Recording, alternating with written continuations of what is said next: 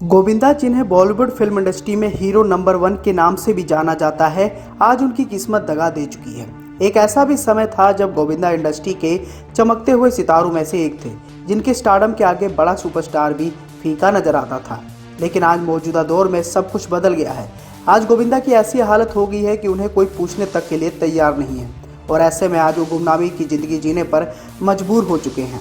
अब गोविंदा की ऐसी हालत के पीछे उन्हीं का हाथ रहा है, और उनके कुछ ऐसे फैसले रहे हैं जिनके कारण वो आज गुमनामी की जिंदगी जीने पर मजबूर हो चुके हैं। सबसे पहले गोविंदा जब अपने करियर के पीक पर थे तो उनके पास ढेरों सारी फिल्में थी, और बताया जाता है कि दिन भर में वो 7-8 फिल्मों की शूटिंग एक साथ किया करते थे। ऐसे में अपने लेट लतीफ़ी के कारण काफ़ी ज़्यादा बदनाम रहे, लेकिन गोविंदा की बढ़ती डिमांड को देखते हुए उनका ये नखरा तमाम निर्माता निर्देशक झेल गए। हालांकि जब उनके स्टारडम का नशा उनके सर से उतरा और उन्हें फिल्में मिलना कम हो गई तो उन निर्माताओं ने भी अपने हाथ खींच लिए। ऐसे में गोविंदा को अपनी गलती का एहसास हुआ। गोविंदा के बर्बादी के पीछे का एक और कारण रहा है उनका राजनीति में आना। बताया जाता है कि गोविंदा ने सोचा कि मैं बॉलीवुड में हीरो नंबर 1 बन सकता हूं, तो राजनीति में आकर नेता नंबर 1 क्यों नहीं बन सकता। लेकिन गोविंदा का ये सोचना गलत साबित हुआ। भले ही वो राजनीति में आकर जीत हासिल कर लिए थे, लेकिन उन्होंने अपने स्टारडम से हमेशा के लिए इस दौरान हाथ धो लिए। ऐसे में जब उन्हें इस बात का एहसास हुआ तब उन्होंने राजनीति छोड़ दी, लेकिन तब तक बहुत ज़्यादा देर हो चुकी थी। हालांकि एक बार एक इंटरव्यू के दौरान गोविंदा ने अपने राजनीति सफर को लेकर खुलकर बातचीत की थी। राजनीति में आने को लेकर उन्होंने कहा था कि मुझे कोई अफसोस नहीं है। हालांकि अनुभव बहुत कड़वा रहा, लेकिन इससे मुझे कई सबक मिले। राजनेता के तौर पर काम करना काफी मुश्किल काम है। इसी दौरान गोविंदा ने यह भी कहा कि कुछ भी आसान नहीं है, इसके बावजूद राजनीति काफी कठिन है, क्योंकि मैं सिनेमा जगत से आया था, राजनीति से नहीं, इसलिए मुझे इसके बारे में ज्यादा नहीं पता था। समय के साथ मैंने काफ़ी कुछ सीखा और पाया कि मैंने वहाँ के लिए नहीं बना हूँ। इसके बाद मैंने वहाँ नहीं रहने का निश्चय किया। बताना चाहेंगे कि गोविंदा ने 2004 में राजनीति पार्टी से जुड़े थे और कांग्रेस के टिकट से उन्होंने चुनाव लड़ा था। 2004 से लेकर 2009 के दौरान मुंबई उत्तरी निर्वाचन क्षेत्र का उन्होंने प्रतिनिधित्व किया। उन्होंने भाजपा के दिग्गज नेता और पूर्व पेट्रोलियम मंत्री राम नाईक को हराया था। अब राजनीति छोड़ने के बाद कहा जाता है कि गोविंदा फिर से बॉलीवुड फिल्म इंडस्ट्री में अपना नाम कमाना चाहते थे, लेकिन तब तक बहुत बदलाव आ चुका था। राजनीति में कूदने के बाद गोविंदा ने कभी भी नहीं सोचा था कि वापस अगर मैं बॉलीवुड की तरफ रुख करूंगा तो मेरा ऐसा हश्र होगा। अगर उन्हें इस बात का अनुमान पहले लग गया होता तो शायद वो कभी भी राजनीति की तरफ रुख नहीं करते। उस समय इतना ज्यादा बदलाव आ गया कि कोई भी निर्माता निर्देशक गोविंदा को अपनी फिल्मों में नहीं ले रहा था। ऐसे में गोविंदा दर बदर भटक कर लोगों से गुहार लगाते थे। हालांकि उस दौरान सलमान खान ने भी गोविंदा की मदद की थी और गोविंदा के साथ उन्होंने पार्टनर फिल्म की थी। पार्टनर फिल्म में गोविंदा ने काम किया और इस फिल्म से उन्हें थोड़ी बहुत लाइमलाइट मिली। हालांकि एक ऐसा भी समय आया जब गोविंदा थक हार कर बॉलीवुड के जाने माने अभिनेता सुनील शेट्टी के पास गए और उनसे मदद मांगी, और उनसे जुड़ा एक किस्सा भी रहा है। बताना चाहेंगे कि सुनील शेट्टी बॉलीवुड के जाने माने अभिनेता रहे हैं और इनका स्वभाव भी बॉलीवुड के बाकी कलाकारों से काफ़ी अलग रहा है। ये लोगों की मदद तो करते हैं, लेकिन इसका कभी भी वो गुणगान नहीं करते हैं।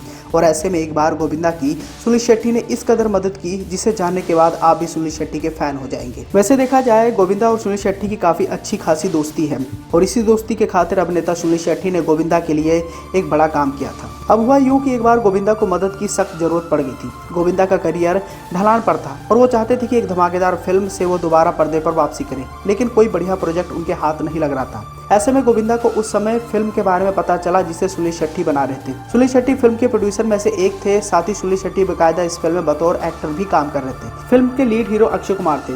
तब गोविंदा सुनील शेट्टी के पास जा पहुंचे और उन्होंने सुनील से कहा कि वो इस फिल्म में उनका रोल गोविंदा को दे दें, क्योंकि ऐसे रोल की गोविंदा को सख्त जरूरत है। अब गोविंदा सुनील शेट्टी से मदद मांग रहे थे। ऐसे में गोविंदा की हालत को देखते हुए सुनील शेट्टी ने झट से अपना रोल दे दिया, क्योंकि सुनील शेट्टी ने गोविंदा की आंखों में वो आंसू देख लिए जिसे उन्होंने कभी महसूस किया था। बताना चाहेंगे कि गोविंदा की वो हालत देखने के बाद सुनील शेट्टी को अपने संघर्ष भरे दिन याद आ गए थे। साल 1992 में गोविंदा की तरह सुनील शेट्टी भी दर बदर भटक कर फिल्में पाने के लिए संघर्ष करते थे, और उन्होंने अपने मेहनत और काबिलियत के दम पर इतना बड़ा मुकाम हासिल किया। और गोविंदा को ऐसी हालत में देखकर सुनील शेट्टी ने झट से अपना रोल उन्हें दे दिया। हालांकि ऐसा पहली बार नहीं हुआ जब सुनील शेट्टी ने इतना बड़ा काम किया था। सुनील शेट्टी ने कई सारे कलाकारों के करियर को उड़ान देने की हमेशा से ही मदद की है, और यहाँ हम आपको इस बात से भी रूबरू कराना चाहेंगे कि बॉलीवुड के भाईजान सलमान खान की भी अभिनेता सुनील शेट्टी ने मदद की है। यूँ तो सुनील शेट्टी बॉलीवुड के शालीन अभिनेताओं में से एक है और उनको लेकर कंट्रोवर्सी ना के बराबर है। साथ ही उन्होंने हमेशा से ही छोटे व बड़े कलाकारों की मदद ही की है। यहाँ हम आपको इस बात से भी रूबरू कराना चाहेंगे कि साल 1992 में इनकी पहली डेब्यू फिल्म आई थी, जिस फिल्म का नाम था बलवान। और बताया जाता है कि बलवान फिल्म के लिए सुनील शेट्टी के साथ कोई भी अभिनेत्री काम करने के लिए तैयार नहीं थी।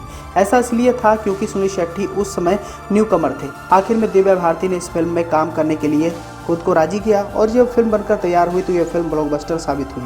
ऐसा ये भी बताया जाता है कि शादीशुदा अभिनेता के साथ बॉलीवुड में हिट होना काफ़ी ज़्यादा मुश्किलों भरा रहा है और ऐसे ही कुछ सुनील शेट्टी के साथ भी हुआ। सुनील शेट्टी ने इस बात को भी गलत साबित करके दिखाया। फिल्मों में आने से पहले यानी सुनील शेट्टी ने साल 1991 में माना से शादी कर ली थी। इसके बावजूद उनकी पहली फिल्म सुपरहिट रही और पहली फिल्म सुपरहिट देने के बाद अभिनेता सुनील शेट्टी ने कभी भी पीछे मुड़कर नहीं देखा। खैर, मौजूदा दौर में भले ही सुनील शेट्टी फिल्मों में ना नजर आए, लेकिन सालाना वो 100 करोड़ से ज़्यादा की कमाई कर ही लेते हैं। ये बॉलीवुड के उन चुनिंदा कलाकारों में से एक हैं जो सिर्फ और सिर्फ फिल्मों पर निर्भर नहीं रहते हैं। इन्होंने अपना बिजनेस का साम्राज्य इतना ज़्यादा फैला कर रखा है कि अगर ये फिल्में ना भी करें तो इनकी सालाना 100 करोड़ से ज़्यादा की कमाई हो ही जाती है।